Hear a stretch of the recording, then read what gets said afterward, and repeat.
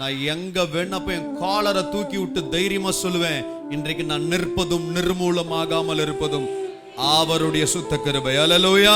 நண்பர்களால ஏமாற்றப்பட்டு, உறவுகளால கைவிடப்பட்டு, என்ன பண்றதுனே தெரியாத நிலையில நின்றுட்டு இருக்கோம். வெளியில இருந்து பார்த்தா பெரிய பங்களா, டைரக்டரோட குடும்பம், அசிஸ்டன்ட் டைரக்டரோட குடும்பம், ஆனா உள்ள ஒருவேளை சாப்பாடு கிடையாது. ஹிந்தியில் ஒரு பழமொழி உண்டு, ரோட்டி கப்படா ஒரு மக்கானிக் இன்சான் கி ஜரூரி ஹேன்னுவாங்க.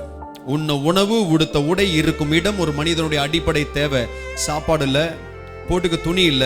இந்த நிலைமையில தான் எங்க ஹவுஸ் ஓனர் வந்து சொல்றாங்க, இவ்வளவு பெரிய பங்களாக்கு இனிமேல் எப்படி வாடகை கொடுப்பீங்க, வீட்டை காலி பண்ணி வெளியில போங்கன்ட்டாங்க. ஒரு வீட்டுல 10 பாத்திரம் தேய்ச்சி துணி துவச்சு அங்கேயே கிணத்தடியில படுத்து கிடக்க வேண்டிய ஒரு சூழ்நிலைக்கு அம்மா தள்ளப்பட்டாங்க. அண்ணன் ட்ரிப்ளிகேன்ல ஒரு டீ கடையில கிளாஸ் கலர் வேலை செஞ்சுட்டு அங்கேயே சாப்பிட்டு அங்கேயே தங்கிட்டார். கேர் ஆஃப் பிளாட்ஃபார்ம் கேள்விப்பட்டிருப்போம்ல, விளையாட்டா சொல்லுவோம், அவங்க கிடக்குறாங்க கேர் ஆஃப் பிளாட்ஃபார்ம். என்னோட இருப்பிடமே பிளாட்ஃபார்ம்ல தான் இருக்கு. ஒரு ஹோட்டல்ல பாத்திரம் கழுவுறது, பிளேட்டு கழுவுற வேலை கொடுத்தாங்க. அப்ப அப்படியே தூரத்துல இருந்து பார்ப்பேன், அந்த தட்டுல ஏதாவது மீதி இருந்துச்சுன்னா அந்த தட்டு எடுத்துட்டு கீழே உட்காந்து அதுல இருக்கிற மிச்ச மீதி எடுத்து சாப்பிட்ட நாட்கள் எத்தனை நாள் தான் எனக்கு சிறப்பு விருந்தாவே இருந்துச்சு.